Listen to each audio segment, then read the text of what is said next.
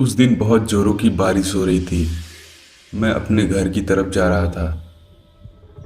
तूफान बहुत ही तेज था और बिजली तड़क रही थी।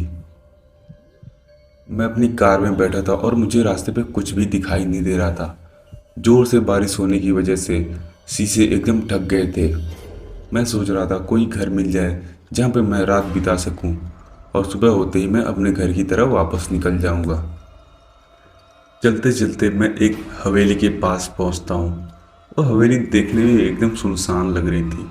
आसपास कुछ नहीं था। मैं अपनी गाड़ी से उतर जाता हूँ और सोच रहा हूँ कि अंदर जाऊँ या नहीं, क्योंकि हवेली देखने में बहुत ही डरावनी लग रही थी। बारिश तेज थी, इसलिए मैं सोचता हूँ कि चलो कोई नहीं, इसी हवेली में आज रात बिता लेते हैं, और मैं हवेली में चला जाता हूँ। हवेली के दरवाजे पे मुझे वहाँ पे काम करने वाला एक नौकर मिलता है और मुझसे बोलता है, आप कौन हैं और आप इतनी रात को इस तूफान में यहाँ इस हवेली के पास क्या कर रहे हैं? मैं एक बिजनेसमैन हूँ और मैं अपने काम से घर की तरफ जा रहा था, लेकिन रास्ते में बहुत ज़ोर से बारिश हो रही है और कुछ दिखाई नहीं दे रहा है, और तूफान की वजह से गाड़ी चलाने में बहुत मुश्किल हो रही है। मैंने इस हवेली को देखा तो मैं सोचता हूँ कि आज मुझे रात बिताने के लिए यहाँ पे जगह मिल सकती है। जी हाँ, क्यों नहीं। आपकी मदद करना मेरे लिए सौभाग्य की बात है। मेरे मालिक और उनके परिवार का कोई भी सदस्य घर पर नहीं है। वो सब किसी काम के लिए विदेश गए हुए हैं। मैं आपको एक कमरा यहाँ पे रहने के लिए दे सकता हूँ। आप रात बिताइए और जैसे ही तूफान रुकता है आप यहाँ से अपने घर को जा सकते हैं। आप मेरे साथ आइए। अब मैं उसके साथ हवेली के अंदर चला जाता हूँ। हवेली बहुत ही अजीब लग रही थी, एकदम डरावनी सी। मैं अंदर चला जाता हूँ। आप अपनी रात इस कमरे में बिता सकते हैं। मैं अपने घर पे जा रहा हूँ। जब सुबह को मैं वापस आऊँगा तो आप अपने घर को चले जाना। जैसा तुम कहो मेरे भाई। मुझे आज रात यहाँ पे रुकने देने के लिए बहुत बहुत धन्यवाद। नौकर अपने घर को चला जाता है और मैं वहीं कमरे में बैठा रहता हूँ कि कब सुबह हो और मैं अपने घर को जाऊँ। तभी मुझे कुछ आवाज़ें सुनाई देती हैं, बहुत अजीब सी, और ऐसा लग रहा है कोई दरवाजे को जोर जोर से खटखटा रहा है।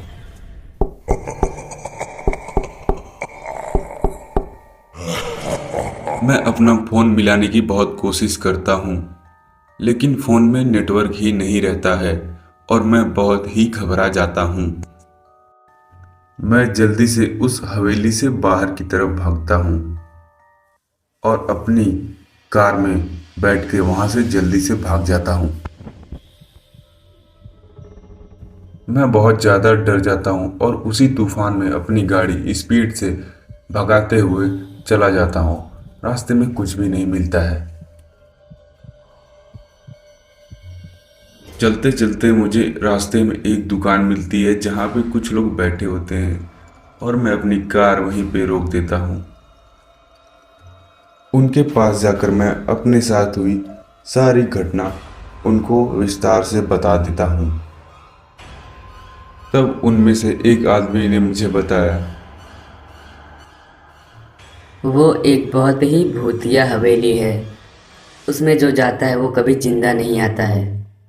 और जो वो नौकर तुम्हें मिला था वो कोई आम नौकर नहीं, वो एक भूत है। और उसी ने अपने मालिक को और उसके परिवार को खाने में जहर मिला के मार दिया था और खुद भी मर गया था। तुम बहुत ही किस्मत वाले हो जो वहाँ से जिंदा बच के आ गए, क्योंकि उस भूतिया हवेली में जो कोई भी गया है वो आज तक जिंदा वापस लौट कर नहीं आया है। इतना सुनते ही मेरे रोंगटे खड़े हो गए और मैं डर से कांपने लगा।